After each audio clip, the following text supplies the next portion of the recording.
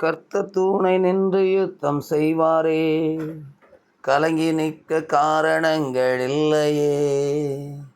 கர்த்தர் நல்ல யுத்த வீரரே, லேலூயா. கர்த்தர் நல்ல யுத்த வீரரே, யெகோவா நிசி, யெகோவா நிசி ஏற்றி பாடுவோம்.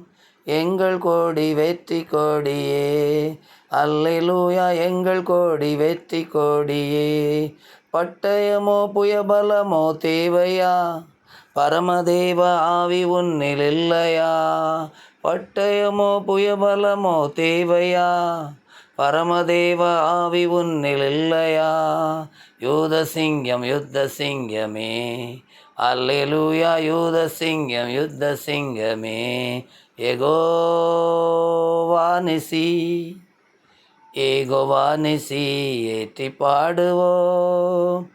எங்கள் கோடி வெற்றி கோடியே, அல்லேலூயா. எங்கள் கோடி வெற்றி கோடியே.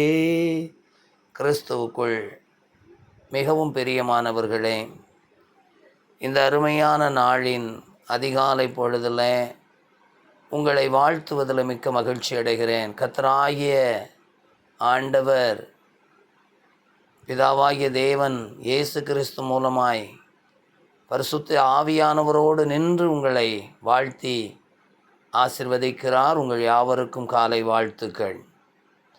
கிறிஸ்துவுக்குள் பிரியமானவர்களே, இஸ்ரவேலர்கள் கிதியோனியருக்காக யுத்தம் செய்து கொண்டிருக்கிறார்கள். யுத்தத்திலே சூரியனும் சந்திரனும் யோசுவாவின் வார்த்தைக்கு கீழ்ப்படிந்து செயல்பட்டது. யுத்தம் இஸ்ரவேலர்களுக்கு மாபெரும் வெற்றியாக இருக்கிறது. ஆனால் இரவிலேயும் யுத்தம் நடக்கிறது.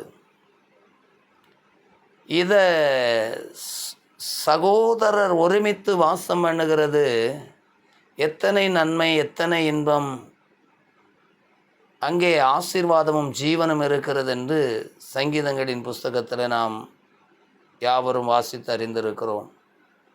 அன்பான தேவனுடைய பிள்ளைகளே, யோசுவாவும் இஸ்ரவேல் ஜனங்களும் மாத்திரம் யுத்தம் செய்யவில்லை. மாறாக கிபியோனியருக்காக பரலோகமே ஒரு யுத்தம் செய்தது. வேதம் சொல்லுகிறது, ஆண்டவர் வானத்திலிருந்து கற்களை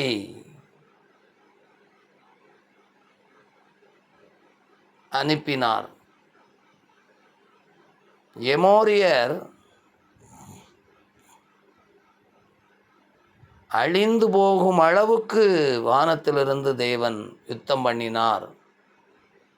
ஸோ எமோரியரோடைய கூட அநேக ராஜாக்கள் இருந்தார்கள், ஆயுதங்கள் இருந்தது, யுத்த திறமைசாலிகள் இருந்தார்கள், பலத்தவர்கள் இருந்தார்கள். ஆனால் இஸ்ரவேலரோடு கிபியோனியரோடு பரலோகமே இருந்தது. ஹல்லேலூயா. எனக்கு அன்பான தேவனுடைய பிள்ளைகளை, வானத்திலிருந்து தேவன் கற்களை விழப்பண்ணினார்.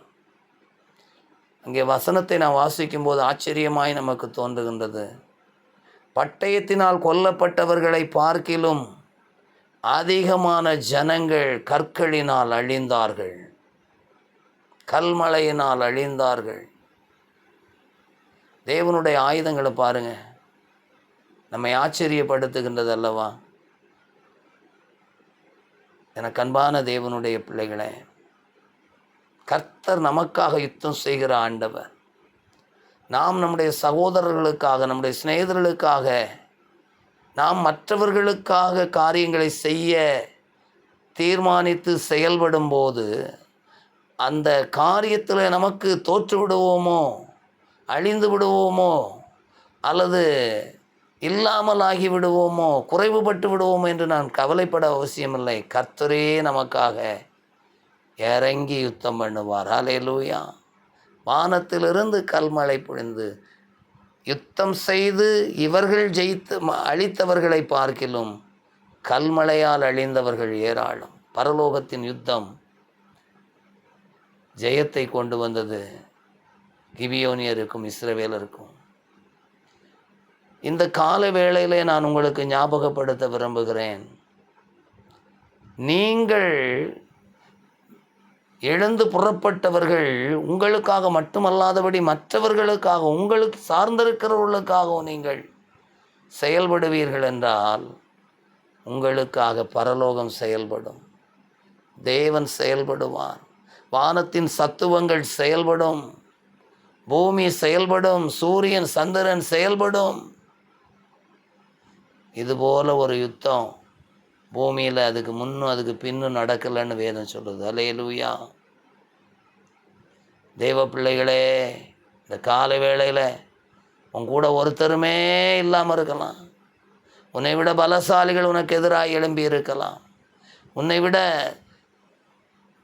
பணபலம் படைத்தவர்கள், ஆள்பலம் படைத்தவர்கள், அறிவு படைத்தவர்கள் உன்னை எதிர்க்கலாம். தேவ ஞானத்துக்கு முன்பாய், தேவ வல்லமைக்கு முன்பாய், தேவ அபிஷேகத்துக்கு முன்பாய் உன்னை ஒன்றும் மேற்கொள்ள முடியாது. உன்னை மேற்கொள்ள முடியும். உனக்கு எதிராக யுத்தம் வரும், ஆனால் உன்னை மேற்கொள்ள மாட்டார்கள். உன் பக்கத்தில் 1000 உன் வல பக்கத்தில் 10,000 விழுந்தால் அது உன்னை அணுகாது. உன் கண்களால் மாத்திரம் துன்மார்க்கருக்கு வரும் பலனை காண்பாய். ஜெபிப்போம். நேசிக்கிற நல்ல ஆண்டவரே, உம்முடையவர்கள் அல்லாத ஒரு கூட்டம் உம்முடையவர்களோடு சேர்ந்து கொண்ட போது அவர்களுக்காக பரலோகத்திலிருந்து கர்த்தர் யுத்தம் பண்ணினீரே. வானத்தின் சத்துவங்களை நிறுத்தினீரே. வானத்திலிருந்து கல்மலையை விழப்பண்ணினீரே. எவ்வளவு நல்ல ஆண்டவரப்பா. அப்படி என்றால் உம்மை தேடுகிற ஜனத்துக்காக, உம்மை நம்புகிற ஜனத்திற்காக, உம்மை சார்ந்திருக்கிற ஒருவனுக்காக, ஒருத்திக்காக நீர் எதையும் செய்ய வல்லவர் ஆண்டவரே. உம்முடைய வல்லமை குன்றி போகவில்லை. உந்தன் வல்லமைகள் குறைந்து போகவில்லை. உந்தன் உயிர்த்தெழுதல் மகிமை மாறவில்லை. உந்தன் வல்லமைகள் குறைந்து போகவில்லை. உந்தன் உயிர்த்தெழுதல் மகிமை மாறவில்லை. ஏசப்பா, உங்க நாமத்தில் அற்புதங்கள் நடக்குது, பேய்கள் ஓடுது, நோய்கள் தீருது, பாவங்கள் பறந்தோடுது. ஆமாண்டவரே, நம்முடைய வல்லமை குறையாத வல்லமை, நம்முடைய ஜனத்துக்காக எதையும் செய்கிற வல்லமை, உடைய ஜனத்துக்கு ஆறுதல் அளிக்கிறவர்களுக்காக, உடைய ஜனத்தோடு அண்டிக் கொள்ளுகிறவர்களுக்காக நீர் எதையும் செய்ய வல்லவரப்பா. உமக்கு ஸ்தோத்திரம், ஸ்தோத்திரம். இந்த காலவேளை இந்த வார்த்தைகளை கேட்கிறவர்களுக்கு ஆண்டவர் அற்புதங்களை, அடையாளங்களை செய்து உம்மை மகிமைப்படுத்தும். உடைய நாமத்தை உயர்த்துகிறோம். இயேசுவின் மூலம் ஜெபம் கேளும் நல்ல பிதாவே, ஆமென். மெய்யாகவே கர்த்தர் நம்முடைய ஜெபத்தை கேட்டார். நம்முடைய ஜெபத்தின் சத்தத்துக்கு செவி கொடுத்தார். நம்முடைய ஜெபத்தை தள்ளாமலும் தம்முடைய கிருபையை நம்மை விட்டு விலக்காமலும் இருக்கிற தேவனுக்கு ஸ்தோத்திரம் உண்டாவதாக. என் ஆத்துமாவே கர்த்தரை ஸ்தோத்திரி, என் முழு உள்ளமையுடைய பரிசுத்த நாமத்தை ஸ்தோத்திரி. என் ஆத்துமாவே கர்த்தரை ஸ்தோத்திரி, கர்த்தர் செய்த சகல உபகாரங்களை மறவாதே. ஆமேன். Good morning for all.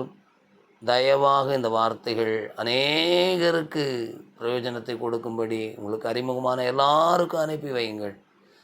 கட்டாயம் அனுப்புங்கள். கர்த்தர் உங்களை அபரிவிதமாய் ஆசீர்வதிப்பார். God bless you. ஆமென்.